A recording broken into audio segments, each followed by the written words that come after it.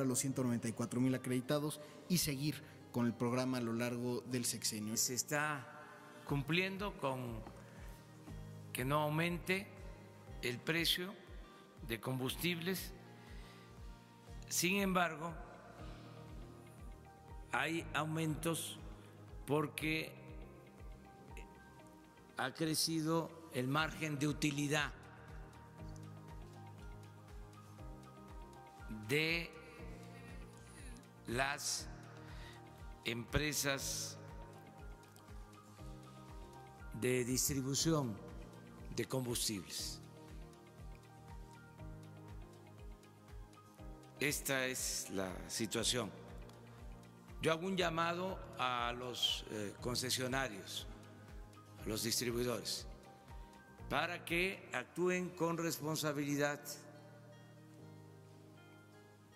que no se abuse, porque vamos a dar seguimiento a este tema.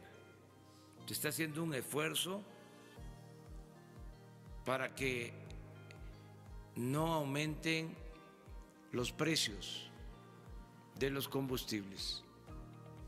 Y así va a ser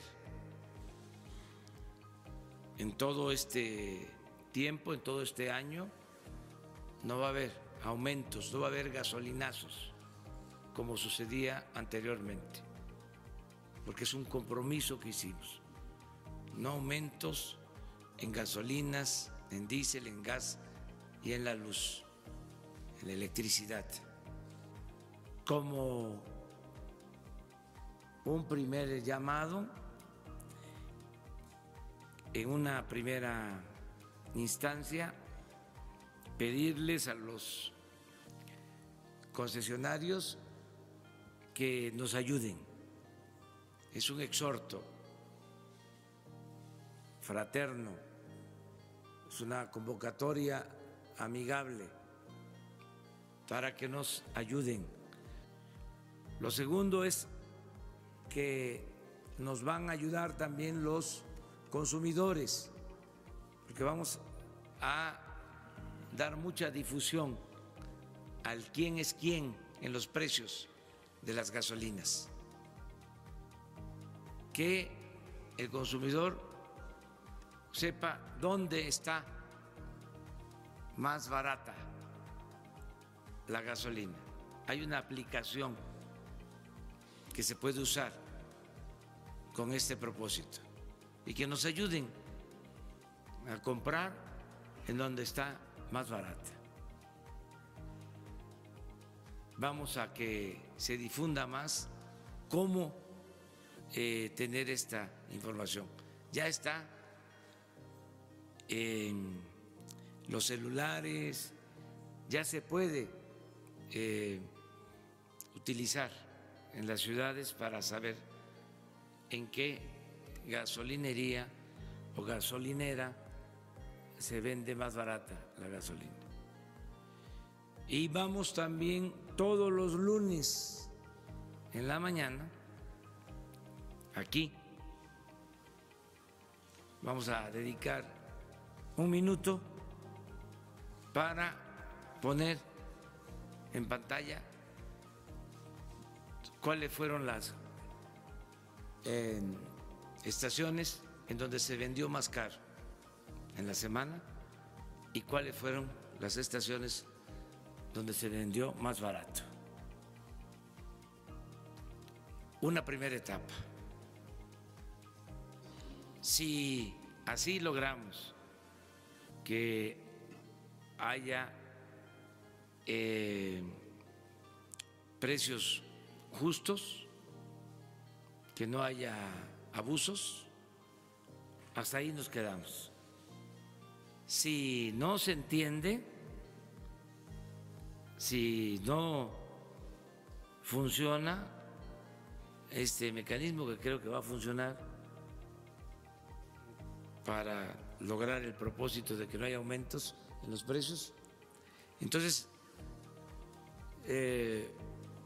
pensaríamos en crear nosotros un grupo de estaciones de venta en el país.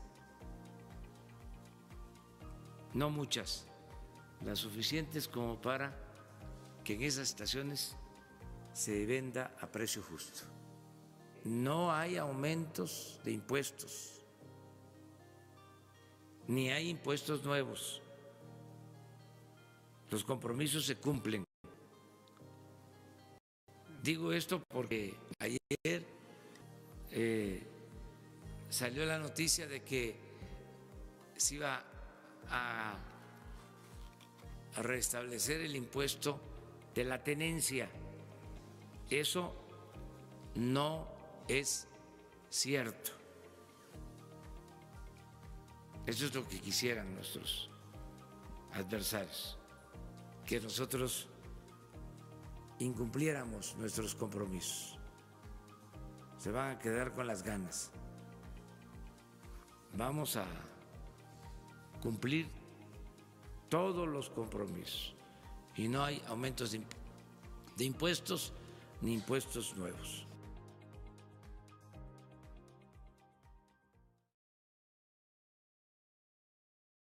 Hoy mi oficina ha firmado con México un acuerdo que tiene por objetivo contribuir al fortalecimiento de las capacidades del Estado mexicano en el contexto de la reforma constitucional sobre la Guardia Nacional. Durante mi visita he escuchado a múltiples actores hablar sobre los importantes y complejos retos que enfrenta México en materia de derechos humanos, la preocupación por la seguridad y sus impactos sobre la vida diaria de las personas han sido mencionados una y otra vez.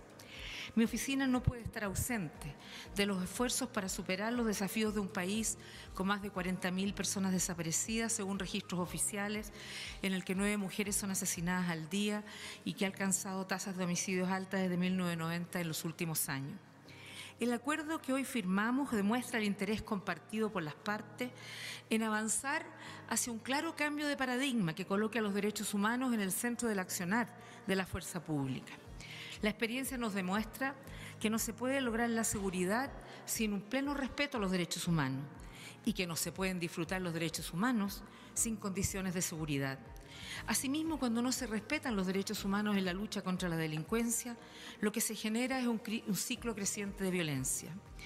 El acuerdo firmado hoy es amplio, va más allá de la capacitación e incorpora elementos que reforzarán el carácter civil que debe tener un cuerpo de seguridad, entre ellos mecanismos de participación ciudadana, construcción de indicadores, mayor transparencia, rendición de cuentas y dignificación y profesionalización de la función policial. Uno de los elementos más relevantes en el proceso de reforma constitucional en materia de Guardia Nacional fue la apertura para escuchar e incorporar diversos planteamientos de los grupos políticos del Congreso de la República, sociedad civil, academia, víctimas de graves violaciones de derechos humanos, organismos públicos de derechos humanos y agencias de Naciones Unidas. Y hoy celebro que fruto de ese proceso se alcanzó un consenso en una materia especialmente compleja, incorporando muchas de las preocupaciones y propuestas hechas por los diversos actores. Ese consenso es una muestra de madurez que podemos ver reflejado también en el proceso de elaboración de la legislación secundaria derivada de la reforma, la Ley de la Guardia Nacional, la Ley Nacional de Uso de la Fuerza, la Ley Nacional del Registro de Detenciones.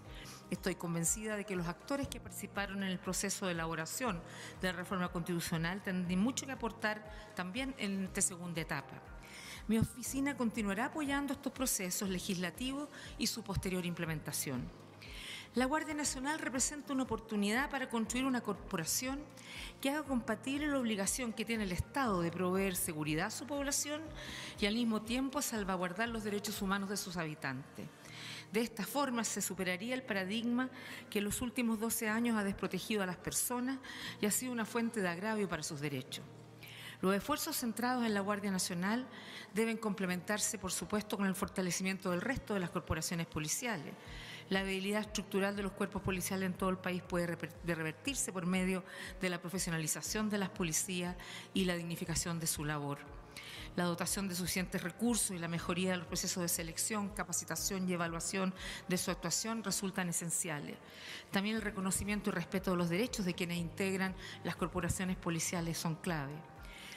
porque es cierto que toda sociedad tiene que garantizar que sus policías cuenten con los recursos para desarrollar su labor y con las condiciones para tener,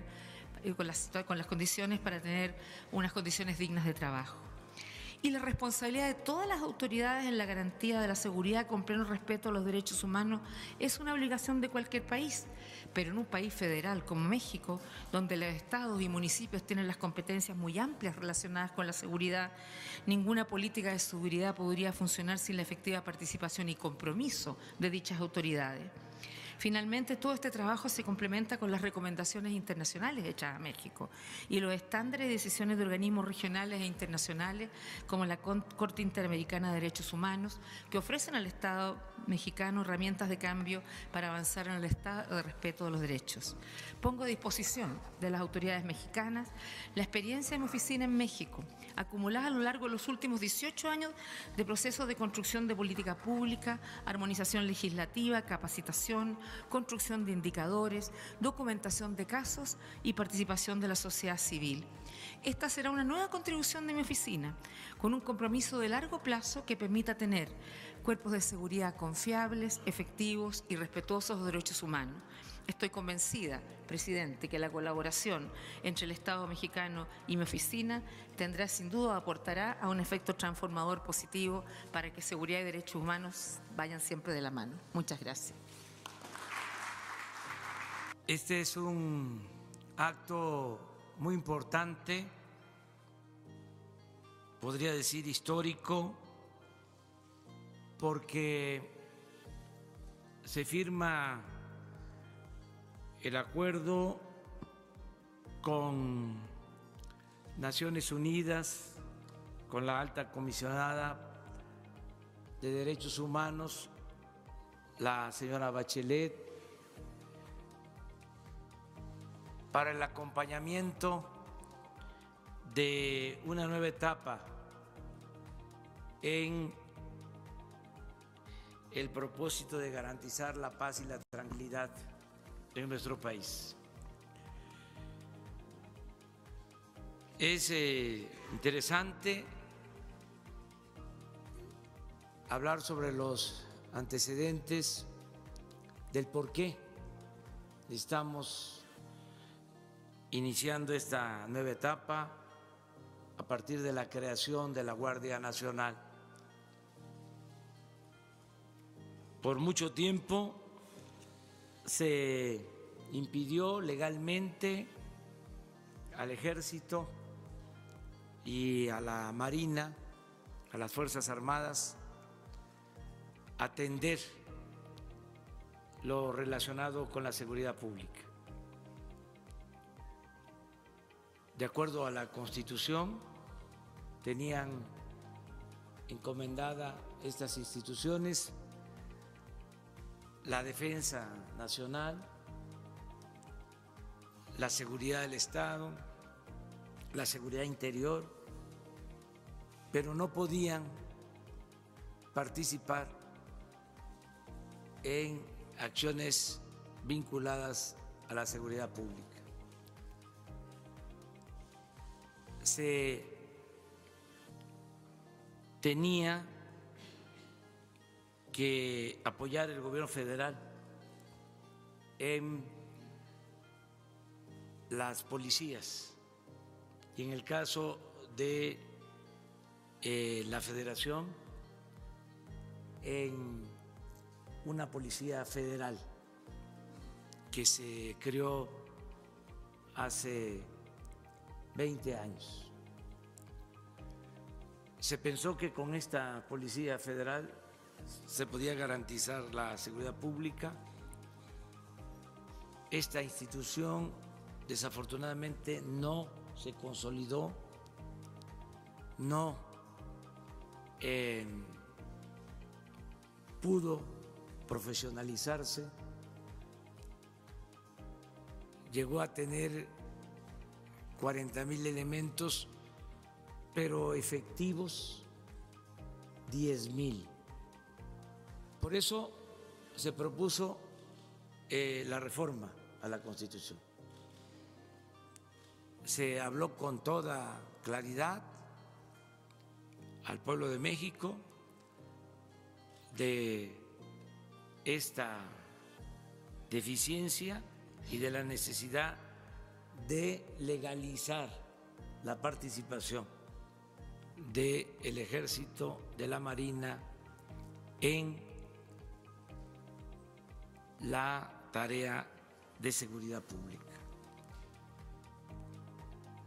Esto que se aprobó, el que puedan ahora estas fuerzas ayudarnos en las tareas de seguridad, es un gran avance, porque vamos a contar con dos instituciones fundamentales, el Ejército y la Marina.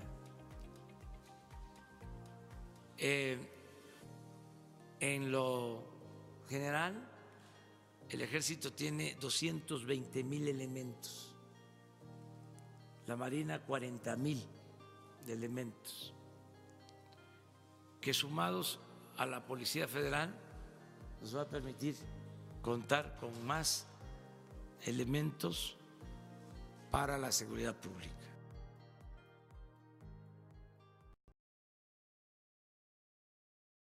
Celebramos este encuentro y llega en un momento importante para la historia de nuestro país, cuando se está iniciando un cambio, una transformación. Queremos